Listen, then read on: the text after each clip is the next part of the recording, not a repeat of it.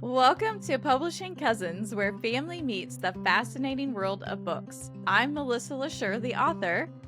And I'm Nikki Becker, the illustrator. We are partners in publishing. Ever wonder what really happens behind the scenes in publishing? Well, you're in the right place. Every episode, we'll be pulling back the curtain on this wild and wonderful industry, sharing our own creative adventures, and dishing out hard earned wisdom about writing and illustrating for publication. From manuscript mayhem to deadline drama, from sketch submissions to final flourishes, we're bringing you the real deal, served with the hefty side of cousin banter and plenty of laughs. Whether you're dreaming of seeing your own work in print or you're just a book lover curious about how the magic happens, we've got something special for you.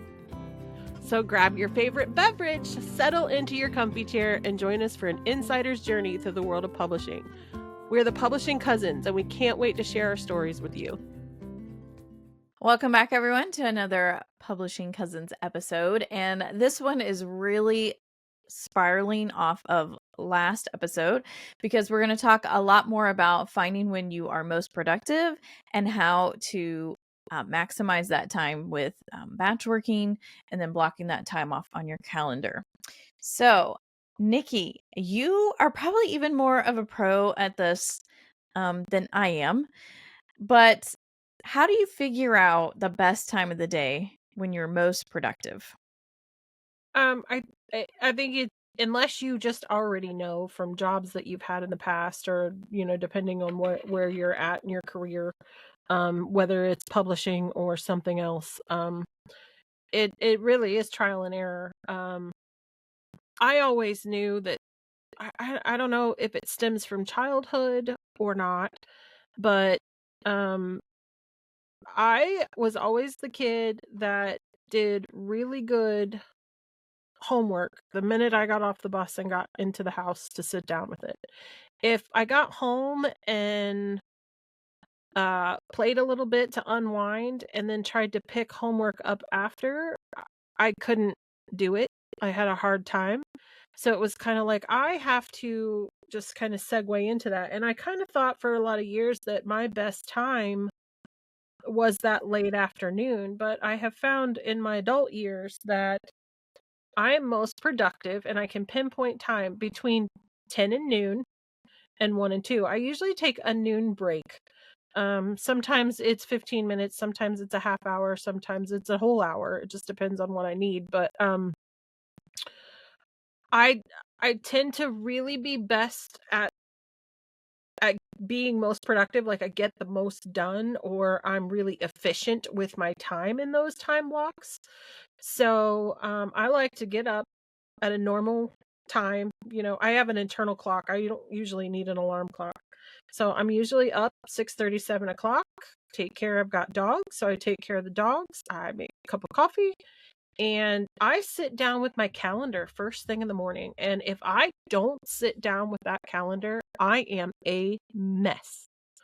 I have to have that plan in my head. I have to know what that plan is for the day. And it's okay if I don't cross something off. Now, on the days that I cross everything off and I add to even, I celebrate that in the evening. Whether it's just a woohoo and then my own little pat on the back, or if it's more of, um, you, y- especially if you end it like at 5 o'clock. If I complete my list by 5 o'clock, it's like I'm taking the night off. I am. That is my reward for doing a good Yeah. job today. You reward yourself for that stuff. And I think that that's another good thought there is that um you need to work this business every day. I really preached that last episode, but it's okay to reward yourself. You should reward yourself. Whether it's self-care things, like I love nothing better than a foot bath. Have you ever done that? Oh my Mm-mm. god. I love to end a really busy day with a foot bath. Epsom salts, some kind of essential oil, usually citrus, makes me really happy. Um, it just, but those self-care things are important. Go out and do something fun, catch dinner, catch a movie, do something like that. I reward myself when I really do a good job keeping to my schedule and crossing things off my list. I find that it's insanely gratifying.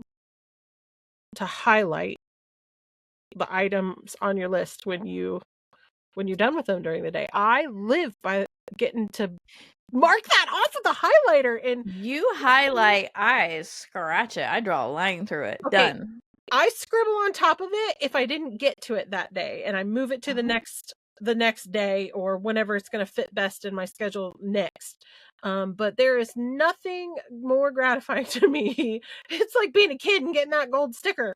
That gold star sticker. It's highlighting. And I've even, okay, whether this is overachieving, OCD, ADHD, I have no idea what this is. But I even have multiple color highlighters for different tasks. So your home chore task is a color, your illustration task is a color, graphic design is a color. Whatever I'm working on that day, wherever it fits into my business plans or house chore, home, whatever it is, I pull out the different colors because it feels really good to know, especially when you've got three things, multiple things from each category, crossed off, that you did it all today. You got it all done. It's the morning, and I do well until I eat lunch. There's something about eating that then makes me tired and I'm ready to take a nap. And so I try to fill my afternoon then with moving. I need to be up. I need to be moving.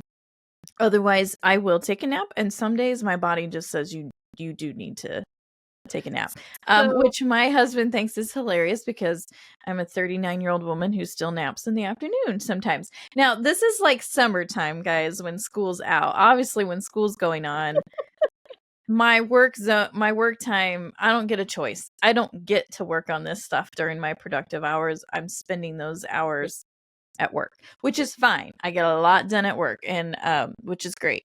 But I would say having that routine that you talked about is really helpful too. As far as I get up, I do this, and then I'm headed into the day. A lot of people like to have their list going, which is great. I'm noticing as I get older, I need that list because otherwise there are those little tiny details that I forget. And if you could see what's in my bookshelf in front of me, you would see lots of sticky notes. I'm a sticky note person that say you need to do this, you need to do this. And actually, I just saw a sticky note right here. I'm like, I can take it down and throw it away, which makes me happy. Yeah. Right? And I do the same thing at work. I have sticky notes all over, and it drives me nuts that they're all over, but that's what keeps me going to say I have to get that done so I can pull that sticky note down and do you put them in order of most important priority though on your bookshelf? I do not. They're just wherever I can slap them up there, wherever I have space. My level of OCD-ness, I don't know if it's OCD. I don't know what it is. I would have to rearrange them every time I've got to rearrange this and put the top priority first. Like, yeah.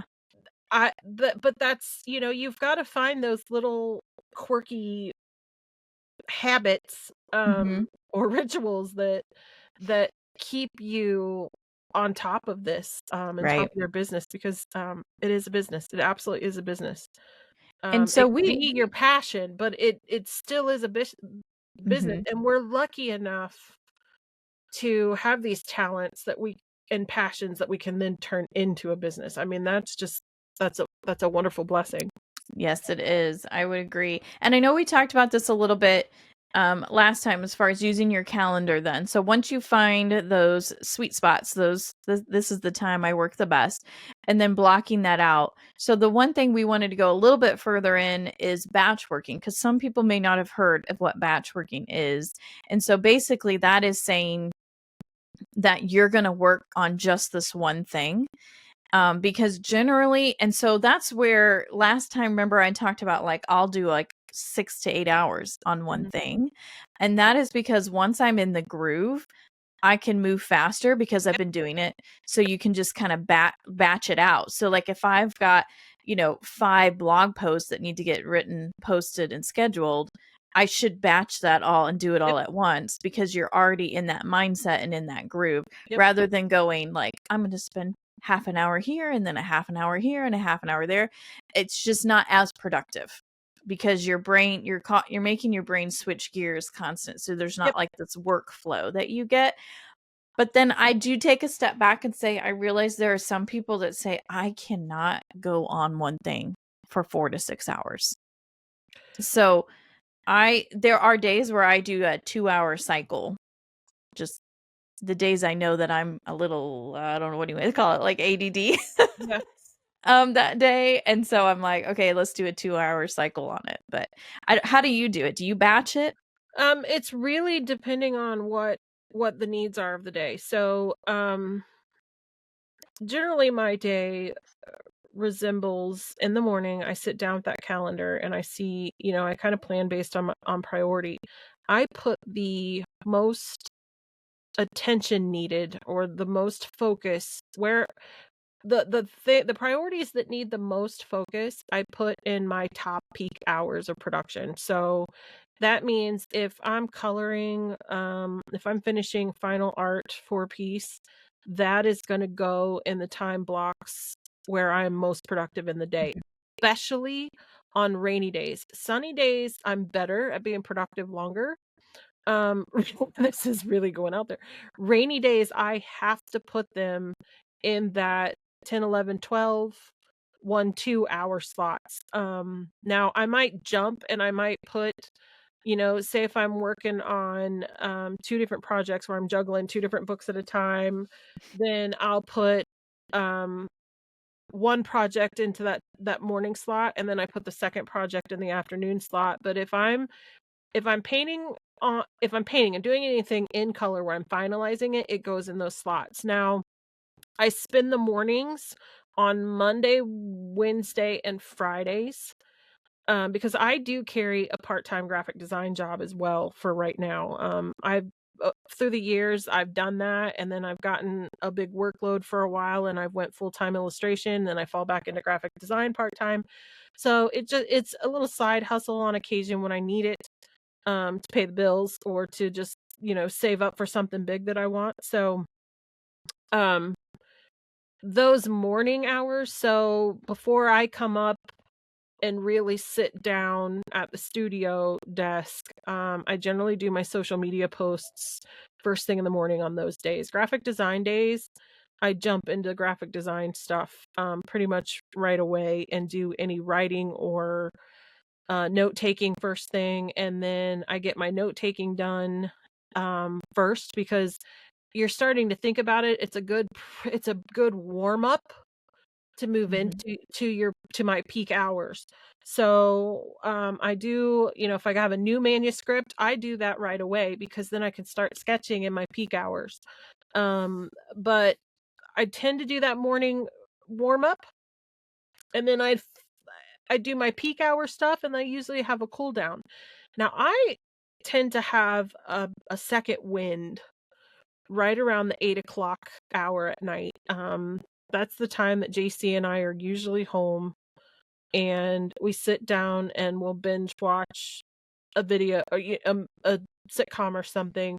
But I can't just sit and watch TV. My hands don't allow me to just sit. I've got to be, if not, I'd be a fidget mess. Like, so I'd be over here clicking pins and, he'd be having a fit.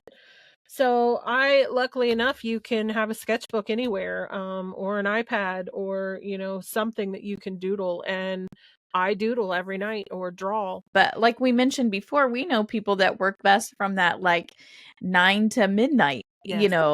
so you have to find that on your own. But what we're encouraging you to do is find that time and then maybe try doing some batch working or just protecting that time on your calendar to say this is when I'm going to work. So find your productive times and then find a system for how to organize your tasks for the day. And we all do that a little differently too. Like Melissa loves to use her phone. Like your calendar's on your phone, is it not?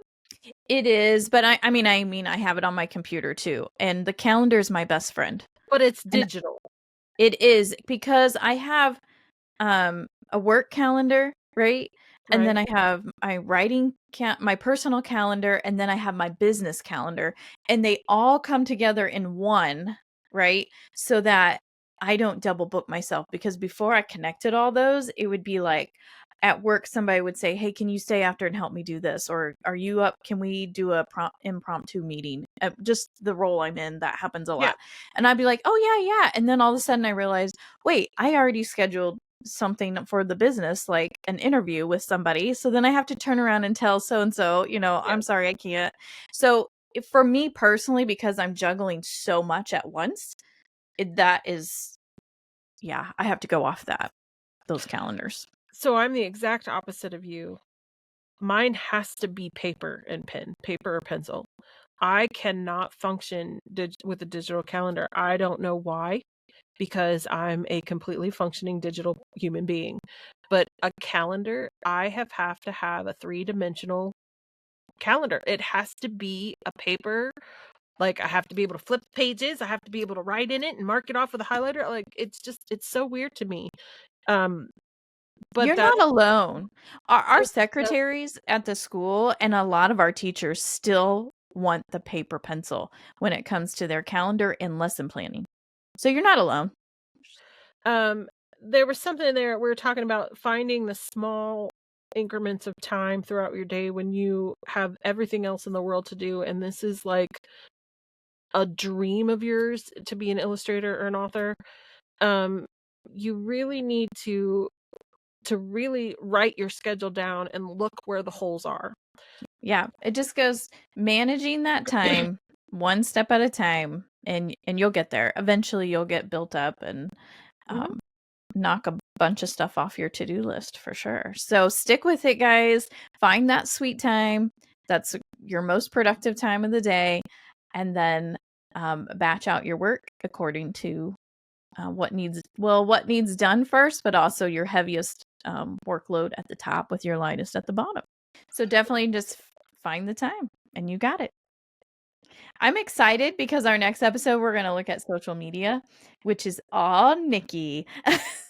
So, Oh, no, no, I no, mean, no. I'll share a little bit too, but she's going to be our pro for sure. So, check back here. We're going to look at social media next. Thanks for joining us on another episode of Publishing Cousins. If you enjoyed our creative conversation today, be sure to follow us wherever you get your podcast.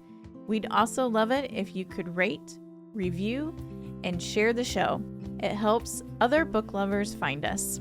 You can learn more about Nikki's portfolio and Melissa's novels at publishingcousins.com. And if you have questions about writing, illustrating, or publishing that you'd like us to cover in future episodes, send them our way at literaryscape@literaryscape.com. Until next time, keep creating, and remember, in publishing, as in family, there's always room for more stories.